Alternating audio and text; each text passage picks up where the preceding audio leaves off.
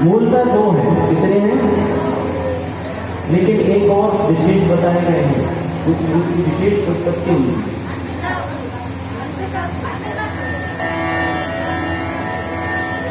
अंधकासुर, जलंधर, ये सब भगवान के पुत्रों में आए हैं। तो ऐसे 5 पुत्र हैं, अंधकासुर और आपके से जलंधर, ये भी भगवान का पुत्र है। लेकिन मूलतः अय्यप्पा भगवान को भी भगवान का पुत्र बताया है और विशेष इसमें था। आपको ये तो पता होगा, जो दक्षिण भारत के राजा हैं। और अय्यप्पा भगवान किसकी संतान है आपको पता है? हरि और हरि दोनों की। इसीलिए भगवान जिसको कार्तिक के बराबर अय्यप्पा भगवान दिए हैं। हाँ, शेर के ऊपर जो बैठे हुए हैं, जिनकी सबरी माला, मतलब जहाँ सबरी माला तब किया था वहाँ मंदिर है दक्षिण भारत में, और साउथ में उनको बहुत पूजा जाता है। जब भगवान नारायण ने मोहिनी रूप रखा था और भगवान शिव ने दर्शन किए थे, तब अय्यप्पा भगवान इन दोनों की शक्ति से प्रकट हुए। इसीलिए अय्यप्पा भगवान को भी मुख्यतः भगवान शिव का विशेष पुत्र माना गया है। और जो अय्यप्पा भगवान का स्मरण करके शंकर जी को जल चढ़ाता है, उसकी अगर भगवान से मनोकामना पूरी ना भी कर पाए तो भगवान विष्णु कर देते हैं, क्योंकि वह दोनों की शक्ति से प्रकट है और दोनों के बहुत प्रिय हैं। ये तो पता होगा ना कि पार्वती जी का श्राप था सब देवताओं को, जब गणेश जी का सिर का छेदन हुआ था तो सब देवताओं का श्राप था कि तुम्हारी संतान पूजनी नहीं होगी। लेकिन अय्यप्पा भगवान एक ऐसे हैं जिनका संसार में सबसे ज्यादा पूजन और सबसे ज्यादा प्रभावशाली देवता है, क्योंकि यह शंकर जी को भी प्रिय हैं और नारायण को भी प्रिय हैं। तो इसीलिए कोई भी कामना लेकर और श्रीफल चढ़ाते हुए 3 डुबकी लगा के उसमें चंदन की, क्योंकि अय्यप्पा को 3 डुबकी लगाई जाती है। श्रीफल चढ़ा के, श्रीफल पे जल चढ़ाते हुए अय्यप्पा भगवान का स्मरण करके जो शिव जी को दाईं और बाईं जल चढ़ाता है, तो ऐसा कहा गया है भगवान से उसकी हर मनोकामनाओं को अति शीघ्र पूर्ण करते हैं। अय्यप्पा भगवान का चरित्र श्रवण किया नहीं किया? अय्यप्पा भगवान का जब प्रादुर्भाव हुआ तो चंद्रभागा नदी के किनारे इनका जन्म हुआ था, भगवान शिव के तेज से। तो वहां एक राजा था जिसका नाम था राजशेखर। क्या नाम था?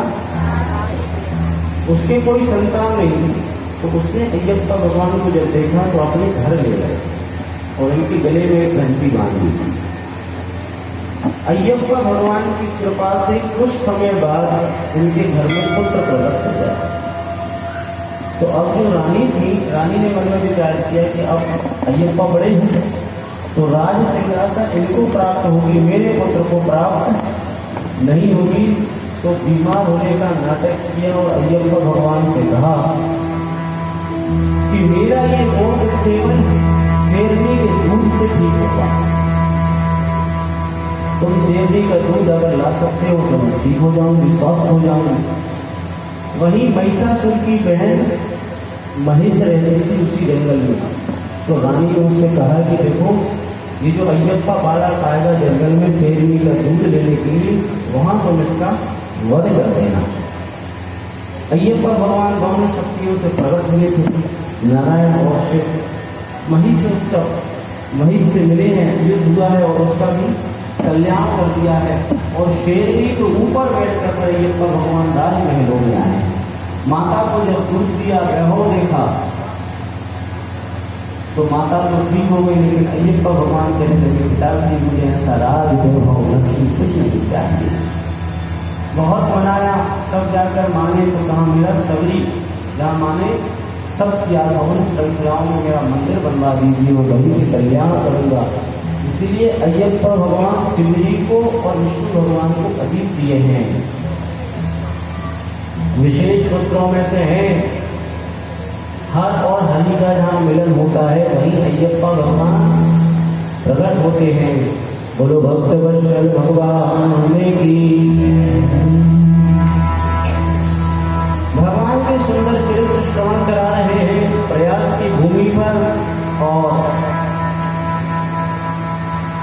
सुंदर चरित्र श्रवण कराया है।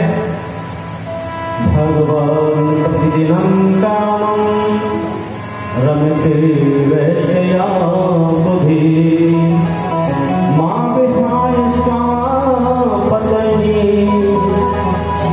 युवतिं पतिसेधि।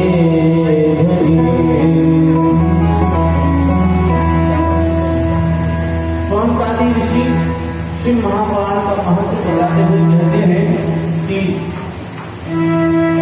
वास्कर एक ग्राम था। कौन सा ग्राम? ऐसे ही वहां निवास करते थे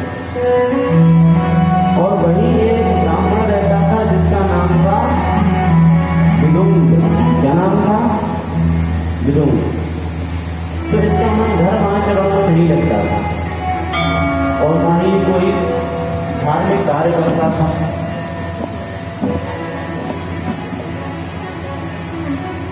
एक वैश्या के साथ रत रहता था और इसी की एक पत्नी थी जिसका नाम था, क्या नाम था? से कहिए, जयकारा से जोर से लगा दिया करो, कल से भोजन की व्यवस्था करवाएं। प्रेम से कहिए। चंचुला, क्या नाम था? इस शिव महापुराण का विशेष प्रसंग है। चंचुला नाम था, लेकिन जब पति का दुर्व्यवहार देखकर चंचुला भी कुशलों में पड़ गई। धीरे धीरे उम्र घटी और जब बुढ़ापा आया तो अपने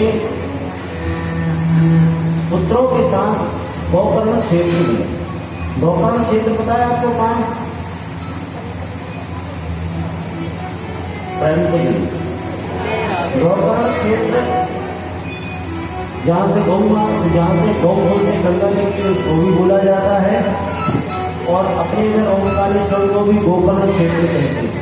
क्या कहते हैं? ओमकारेश्वर।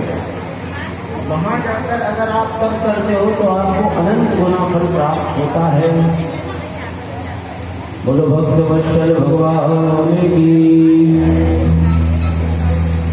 तो यह चंचुला जब गोकर्ण क्षेत्र गई अपने पुत्रों के साथ और वहां जाकर एक मंदिर में गई। मंदिर में जाकर शिव कथा चल रही थी।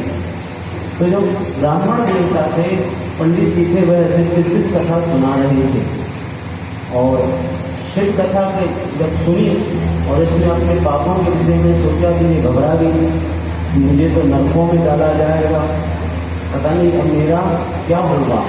शिव कथा में विश्राम लिया और विश्राम लेने के बाद यह चंचुला जब पंडित जी के पास गई तो पंडित जी ने कहा कि देखो तुमने अपने पाप का प्रायश्चित कर लिया है और शिव महापुराण से तुम्हारी दुर्गति नहीं होगी। कुरान कहता है कि जो भगवान की शरण में ग्रहण कर लेता है और पापी से पापी। अच्छा ये तो पता होगा कि कलयुग में केवल भगवान के किसकी महिमा है? कलयुग में किसकी महिमा है? सिर्फ कलयुग सम युग नहीं, कलयुग जैसा कोई, इसमें 1000 अवगुण हैं लेकिन एक विशेष गुण है। केवल भगवान का नाम जपो, नाम स्मरण करो, इससे आप हमसे पार हो जाएंगे। अन्य युगों में तो कहीं तप प्रधान था, कहीं पूजा प्रधान था, कहीं जप प्रधान था, लेकिन कलयुग में केवल भगवान का नाम प्रधान। यहाँ केवल नाम प्रधान है और जिसने भगवान का नाम गाया है भगवान इसके सब मनोरथों को पूर्ण कर देते हैं। चंचुला आई है, भगवान का नाम जब किया है, कथा श्रवण की है और नाम जब होते होते कहा है अंतिम समय जिस जीव के मुख से भगवान का नाम निकल जाता है तो फिर वह जीव भगवत धाम का अधिकारी होता है। इसीलिए अंतिम समय हमें केवल किसको याद करना चाहिए?